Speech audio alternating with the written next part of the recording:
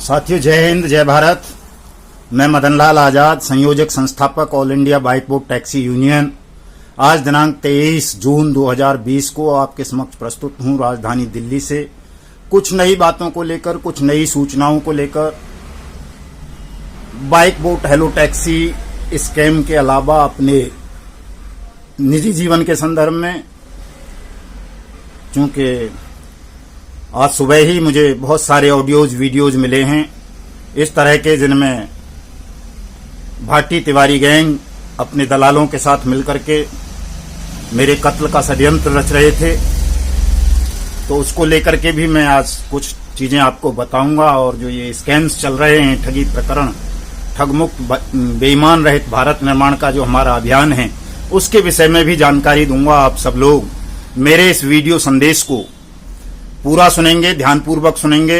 और दोस्तों, मैं आपसे एक अपील पहले ही कर लेना चाहता हूं अपनी बात कहने से पहले, कि यदि आप चाहते हैं कि आपकी ये लड़ाई मजबूती के साथ हम संगठित होकर के लड़ें, इसमें विजयश्री प्राप्त करें, तो हमें किसी भी मूल्य पर ठगों को और उनके दलालों को अपने आप से आगे नहीं निकलने देना है, उनको पछाड़ना है। तो चूंकि हमारा जो ये वीडियो चैनल हैं दोनों यूट्यूब पर, जागो भारत और युगांतर न्यूज, आप सबका दायित्व बनता है कि अपनी इस लड़ाई को मजबूती देने के लिए, हमसे लगातार जुड़े रहने के लिए, लगातार अपडेट पाने के लिए आप सभी साथी, चाहे वो बाइक बोट स्कैम पीड़ित हों, हेलो टैक्सी के, टॉप राइड के, गो राइड के, साइंस सिटी के, कैची पिक्सल के, RMCL के, जिसके भी हैं, वो तमाम लोग हमारे इन दोनों यूट्यूब चैनल्स को सब्सक्राइब करेंगे, शेयर करेंगे, लाइक करेंगे, कमेंट करेंगे। और जो मेरी फेसबुक आईडी है मदन लाल आजाद के नाम से, युगांतर पर हूँ, वो ट्विटर पर हूँ युगांतर न्यूज के नाम से, उनको भी आप फॉलो करेंगे। ये बड़ा जरूरी है अपनी इस लड़ाई को हमें सफलता तक ले जाने के लिए। तो दोस्तों, जैसा कि मैं आपको बता रहा था कि मेरे कत्ल की साजिश रची गई भाटी गैंग द्वारा, उसके ठग MMC पांचाल, बिरयानी चौहान और कई लोगों के द्वारा। उनकी ऑडियो वीडियो रिकॉर्डिंग्स मेरे पास आई हैं, आपने भी सुनी होंगी। कई ग्रुप्स में वो ऑडियो क्लिप्स वायरल हो रही हैं, 85 हैं इस तरह की, जिनसे इन ठगों के और इनके दलालों के षड्यंत्र का भंडाफोड़ होता है कि ये किस तरह से all India bike boat taxi union को कमजोर करने के लिए, तोड़ने के लिए, मेरे खिलाफ फर्जी मुकदमे बनाने के लिए और मेरे कत्ल का साजिश रचने के लिए आपस में एक प्लान बना रहे थे, षड्यंत्र बना रहे थे। लेकिन दुर्भाग्य देखिए इनका, कि किसी ने ठीक ही कहा है, हमारे महान पुरुष ने, कि ईश्वर यश करोति शोभनम करोति। ईश्वर जो भी करते हैं वो अच्छा करते हैं, आपके भले के लिए करते हैं, आपके कल्याण के लिए करते हैं। इसलिए परमात्मा के न्याय पर कभी संदेह नहीं करना चाहिए। उनका न्याय हमेशा न्यायी होता है, वो सबके साथ न्याय करते हैं। ये दुष्ट MMC पांचाल, बिरयानी चौहान और इनकी सहयोगी महिलाएं और कई ठग मेरा कत्ल कर पाते, या मेरा कोई और नुकसान कर पाते, या यूनियन को तोड़ पाते, उससे पहले ही इनका भांडा फूट गया। इनके ऑडियो वीडियो वायरल हो गए जो प्लान कर रहे थे। और इनकी जो आपस में जूतम पैजार हुई मामूली से पैसे को लेकर के, जिस तरह से रविंदर चौहान और उसकी पत्नी ने मात्र 10,000 रुपए लेकर के भाटी गैंग के साथ समझौता किया। जो EOW की FIR थी 123/19, उसको निरस्त करवाने के लिए लिखित में एफिडेविट दिया। वो वीडियो रात को ही मैंने आप सबको डाल दिया था, संभवतः आप सबके पास पहुंच गया होगा, आपको पता चल गया होगा कि ये रविंदर चौहान नाम का घृणित जीव किस तरह से पांचाल जैसे दुष्ट के साथ, शैतान व्यक्ति के साथ मिलकर के भाटी तिवारी गैंग के प्रलोभन में आकर के हम तमाम लोगों को नष्ट करने की साजिशें बना रहे थे, पूरे मुकदमे को खराब करने का षड्यंत्र रच रहे थे, और अपने हितों की पूर्ति के लिए ये किस तरह से हमारे पीड़ित तमाम भाई बहनों को और उन सैनिकों के जीवन को भी दांव पर लगा रहे थे जो आज देश की सीमाओं की सुरक्षा कर रहे हैं। दोस्तों, मैं आपको बताना चाहता हूं, पहले भी कई बार बता चुका हूं कि मैं इस बाइक बोट स्कैम को लड़ना नहीं चाहता था। उसका कारण ये था कि जो भाटी का गांव है चीती, उसके आसपास के गांवों में तमाम लोग मुझे जानते हैं, मेरी रिश्तेदारियां हैं, मैं स्वयं अलीगढ़ का रहने वाला हूं।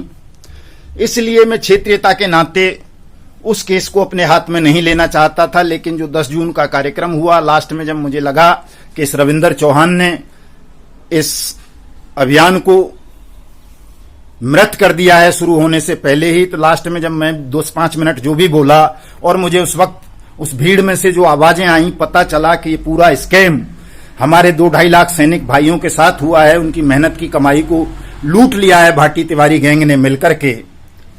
तो मुझे विवश होकर के, या कहो परमात्मा ने प्रेरित करके, इस स्कैम को मेरे हाथों में सौंपा। और आप देख रहे हैं कि 10 जून से ही लगातार मैं आज तक शांत नहीं हूं, जबकि भाटी तिवारी गैंग मेरे खिलाफ अनेक प्रकार के षड्यंत्र रचता रहा है। 2-3 मुकदमे मेरे खिलाफ बड़े गंभीर प्रकृति के उन्होंने दर्ज करवाए, रेप तक का आरोप मुझ पर लगवा दिया, रेप तक का मुकदमा दर्ज करवा दिया। और अब जब किसी तरह से इनकी पेश नहीं चली, ये मुझे दबाव में नहीं ले सके, मुझे मार नहीं सके, मुझे जेल नहीं भिजवा सके, पीछे नहीं हटा सके, खरीद नहीं सके, प्रलोभन में 10 करोड़ रुपए का ऑफर भी जब मैंने इनका ठुकरा दिया अगस्त में, तो इन्होंने अब मेरी स्त्री को खरीद लिया, उसे डरा लिया, दबाव में ले लिया, प्रलोभन में ले लिया, और उसके साथ उसको अपने साथ मिला करके मुझे कत्ल करने का षड्यंत्र रचा, जिसका भांडा फूट चुका है। वो तमाम ऑडियो वीडियो आज वायरल हो रहे हैं, आपने भी सुन लिए होंगे कि किस तरह से वो रविंदर चौहान और राजेश पांचाल के साथ डिस्कस कर रही है मेरे कत्ल करवाने की, मुझे मरवाने की, मुझे जेल भिजवाने की। तो मैं आपको बता रहा था कि ईश्वर यश करोति शोभनम करोति, ईश्वर जो भी करते हैं आपके भले के लिए करते हैं, कल्याण के लिए करते हैं। तो परमात्मा ने जो इन दुष्टों का भांडा फोड़ा, या जो इनके ये ऑडियो वीडियो वायरल हुए, संज्ञान में आए, मेरे भी और तमाम लोगों के भी, तो ये बहुत अच्छा हुआ हमारे भविष्य के लिए। परमात्मा ने हमें आगाह किया है, चेतावनी दी है, सावधान रहने का एक सबक दिया है।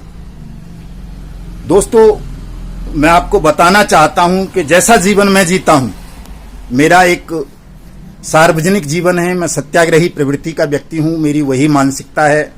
कोई मुझे धन से खरीद लेगा, कोई मुझे हथियारों से डरा देगा, जेल से डरा देगा, या कोई भीड़ लेकर मेरे ऊपर हमला कर देगा, या कोई मुझे धन से नुकसान पहुंचा देगा, या कोई मेरे किसी परिजन को मार देगा, ये भय दिखा करके मुझे कोई तोड़ ले, दबाव में ले ले, डरा ले, ये संभव नहीं है। मैं बचपन से लेकर अब तक 50 साल मेरी आयु के पूर्ण हो चुके हैं, ऐसे पता नहीं कितने ही माफियाओं को, जेब कतरों को, गुंडों को, लफंगों को, लुच्चों को मैंने कुचला है, मसला है। इस सूखे से बदन से ही, अपनी कलम के माध्यम से, कोई मैंने वध नहीं किए हैं, किसी के कत्ल नहीं किए हैं, लेकिन अपनी कलम के जो परमात्मा ने मुझे बख्शी है, उस कलम की ताकत से, अपनी बुद्धि से, अपने विवेक से, अपने सत्याग्रह के मार्ग से मैंने ऐसे ऐसे दुष्टों को, माफियाओं को, शैतानों को धूल दूसरित कर दिया, जिनके समक्ष ये भाटी तिवारी, अंचाल, पंचाल, चौहान, मोहन जैसे जेब कतरे कुछ भी नहीं बेचते हैं। वो फूंक मार दें तो ऐसों को जो है उड़ा सकते हैं। इतने बड़े बड़े माफियाओं से मैं अपनी जिंदगी में लड़ता आया हूं। लेकिन मेरी इस जीत के पीछे जो मैंने माफियाओं पर, गुंडों पर, दुष्टों पर, बेईमानों पर, ठगों पर विजय प्राप्त की हैं 30 साल लंबे अपने संघर्षमय जीवन में, उसका जो कारण है, वो सबसे बड़ा कारण ये रहा है कि मैं कभी सत्य के मार्ग से विचलित नहीं हुआ, मैंने कभी जल्दबाजी नहीं की, मैंने कभी अपने बुद्धि विवेक पर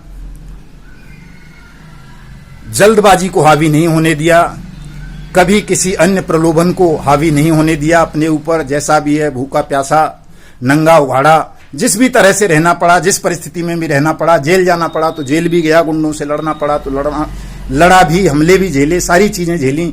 यहां तक कि जैसा एक ऑडियो में आप सुन रहे होंगे कि वो मेरी पत्नी खुद कह रही है कि जी मैं उसे मारती हूं, आप जानते हो चौहान साहब, तो मैंने वो सड़क पर वो अपमान भी सहा है। तो शायद परमात्मा ने, चूंकि सत्याग्रह का ये नियम है कि वहां मान सम्मान, भूख प्यास, हार जीत, ऊंचा नीचा, अपमान, इन सब चीजों में भेद नहीं कर सकते हम लोग।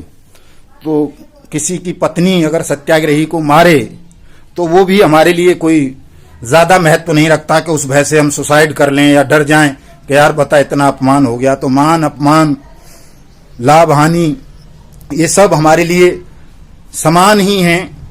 मैं उसी मार्ग का व्यक्ति हूं जो भगवान श्री कृष्ण ने गीता में कहा है, महात्मा गांधी ने अपने सत्याग्रह के विषय में कहा है, और जो मैंने अपने जीवन में भोगा है। मैं अपने जीवन की ज्यादा बात करूं, उदाहरण तो खैर चूंकि समझाने के लिए दिए जाते हैं अपनी बातों को, लेकिन मैंने जो अपने जीवन में भोगा है, देखा है, उससे मुझे लगता है कि नहीं, मनुष्य को वाकई समदृष्टिकोण रखना चाहिए।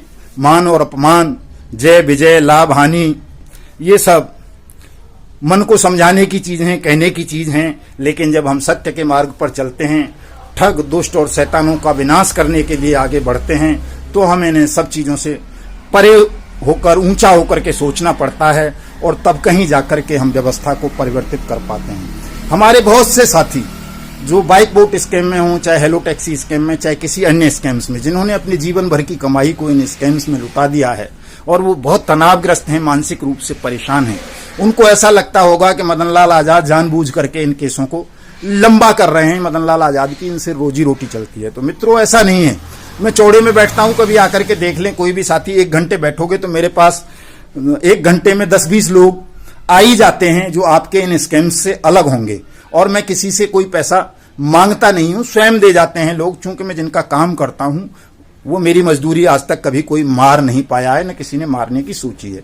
क्योंकि मैं मजदूर आदमी हूं, काम करता हूं, तो मेरी मजदूरी मुझे परमात्मा कहीं ना कहीं से दिला ही देते हैं। इसलिए ऐसा भी आप लोगों का सोचना गलत है, गलत होगा कि मदन लाल आजाद किसी लालचवश या पैसे के लिए आपके इन केसेस को लड़ रहे हैं। मैं केवल इन केसों को इसलिए लड़ रहा हूं कि इनमें हमारी भारतीय सेना के 2-2.5 लाख जवान फंसे हुए हैं, उनका पैसा डूबा है, और उनके लिए अन्य कोई व्यक्ति संभवतः नहीं लड़ पाता। इसलिए परमात्मा ने मुझे चयनित किया, तो मैं अपनी पूरी ईमानदारी के साथ इस लड़ाई को लड़ रहा हूं और लड़ूंगा, और अंतिम परिणाम आप सबके पक्ष में होगा। ये बात मेरी आप नोट कर लेना। दुनिया की कोई भी शक्ति आपके इस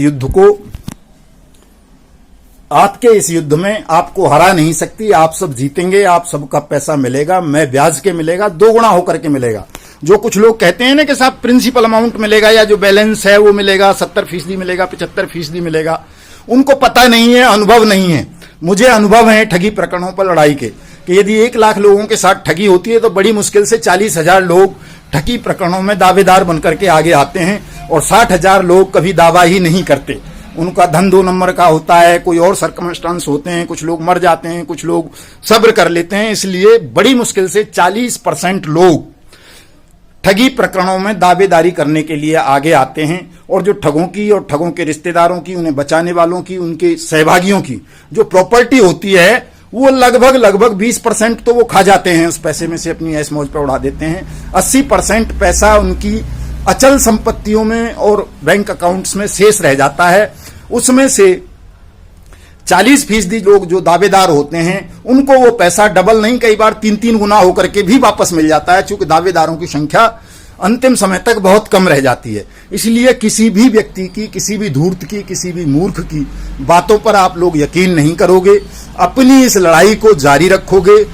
और अगर जल्दी करना चाहते हैं आप तमाम लोग, इन लड़ाई को जीतना चाहते हैं, तो सीधा सा मार्ग वही है कि हम 7 जुलाई 2020 को अनियमित जमा योजना पाबंदी कानून 2019 के रूल्स को नोटिफाइड कराने के लिए एक बहुत बड़ी तादाद में राष्ट्रीय सत्याग्रह आंदोलन का आयोजन करें, सरकार को विवश कर दें कि वो अनियमित जमा योजना पाबंदी कानून 2019 के रूल्स को नोटिफाइड करे, स्पेशल कोर्ट्स का गठन करे, और हमारा पैसा 180 वर्किंग डेज में मिलना सुनिश्चित करे। इस कानून के अलावा अन्य कोई विकल्प अभी तक नहीं है। होने को तो बहुत सारे विकल्प हैं, कि जिस तरह से 2-2.5 लाख सैनिक हमारे इस स्कैम में फंसे हैं, 10 करोड़ से ज्यादा लोग ठगी प्रकरणों का शिकार हुए हैं। ये अभी ये कैची पिक्सल का जो आया है, बहुत बड़ा ठगी प्रकरण है, साइंस सिटी का बहुत बड़ा है, RMCL का बहुत बड़ा है, पतंजलि योगपीठ का बहुत बड़ा है। इस तरह के बहुत सारे ठगी प्रकरण हैं जो लगभग 10 करोड़ से ज्यादा लोग ठगी पीड़ित हैं। यदि तमाम ठगी पीड़ित इकट्ठे हो जाएं, उनका 10% भाग भी, तो सरकार की औकात नहीं, ताकत नहीं कि इतने बड़े जनसमूह के सामने 1 दिन का विलंब भी वो इस कानून के रूल्स को नोटिफाइड करने में लगा दे। क्योंकि ये लोकतंत्र है, और लोकतंत्र में जनमत सबसे बड़ी शक्ति होती है। जनमत के समक्ष सत्ताएं झुक जाती हैं, साम्राज्य झुक जाते हैं। आपको जनमत पैदा करना है अपनी लड़ाई के पक्ष में।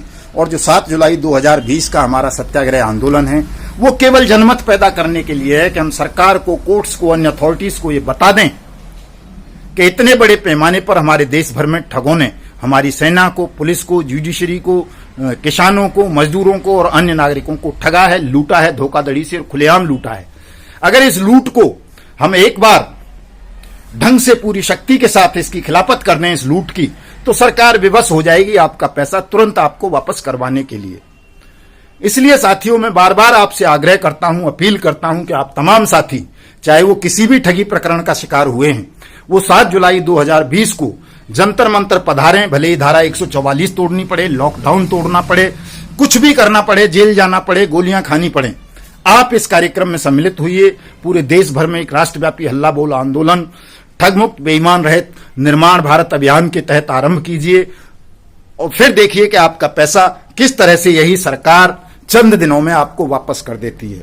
आप अगर ठगों के बहकावे में आओगे, ठगों के दलालों के बहकावे में आओगे, राजेश पंचाल जैसे, रविंद्र चौहान जैसों के में, तो आपने देख लिया है कि किस तरह से ये लोगों ने आपके साथ छल किया है। इनकी ऑडियो वीडियो कल से ही वायरल हो रहे हैं, आप देख रहे हैं, सब कुछ सबूत आपके सामने है कि किस तरह से आपके साथ छल किया जा रहा है, धोखा किया जा रहा है। आपके पैसे को हड़पने के लिए किस तरह से भाटी तिवारी, करणपाल गैंग, राजेश पांचाल जैसे लोगों को, रविंद्र चौहान जैसे लोगों को, और भी बहुत सारे हैं, उनको खरीद के, उनको चंद टुकड़े डाल डाल करके किस तरह से आपकी लड़ाई को कमजोर करना चाहते हैं, किस तरह से आपके पैसे को हड़पना चाहते हैं।